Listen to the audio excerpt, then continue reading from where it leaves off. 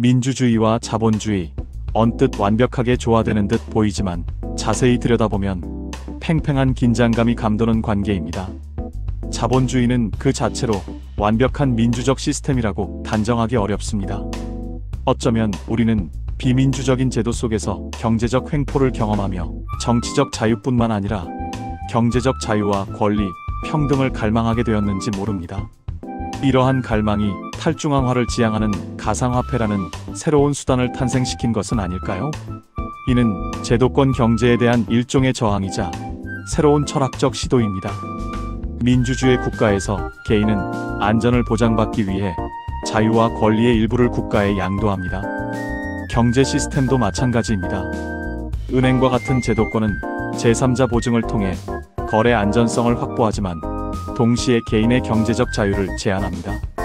그러나 민주주의 체제는 선거와 같은 제도를 통해 개인이 양도한 자유와 권리를 되찾을 수 있는 보완책을 마련해 둡니다.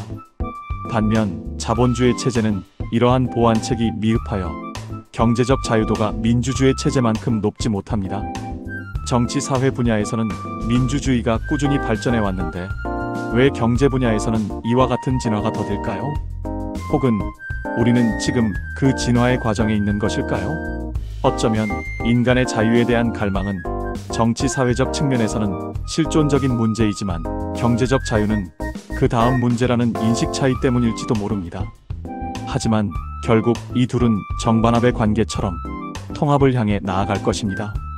프랑스 대혁명이 국가 권력으로부터 개인의 자유와 권리, 평등을 되찾는 계기가 되었듯이, 즉 탈중앙화를 이루었듯이 자본주의 경제체제에서도 개인의 자유와 권리, 평등을 추구하는 움직임이 나타나고 있습니다. 하지만 프랑스 대혁명 이후 민주주의가 성숙하기까지 사회주의, 공산주의, 파시즘 등 수많은 시행착오를 겪었듯이 경제 분야에서도 탈중앙화라는 기틀 위에 수많은 시행착오와 노력을 거쳐야만 진정한 경제적 민주주의를 완성할 수 있을 것입니다. 자본주의 시스템에서 금융 주식회사 등 사람들의 노동과 그 대가로 얻는 소득은 민주적이지 못하다는 맹점이 있음. 생산 3요소 자본 노동 토지에서 생산활동에 참여하는 바 기여하는 만큼 소득이 분배되고 있는가? 자본주의를 탄생시킨 경제이론들은 자본과 토지 중심의 소득 분배 이론을 발전시킴으로써 노동에 대한 소득 분배는 공정치 못한 것을 해결 못하고 있음. 그런데 자본주의 경제이론이 적용되지 않는 가상세계의 경제활동은 또 다른 소득 분배 이론이 필요할 듯하다. 자본과 토지는 유한하고 한계 효용 체감 법칙 등은 한계 원가가 0이고 토지와 자본 등 생산 요소도 제한 없는 가상세계에서는 다른 경제이론이 나와야 할 것이다.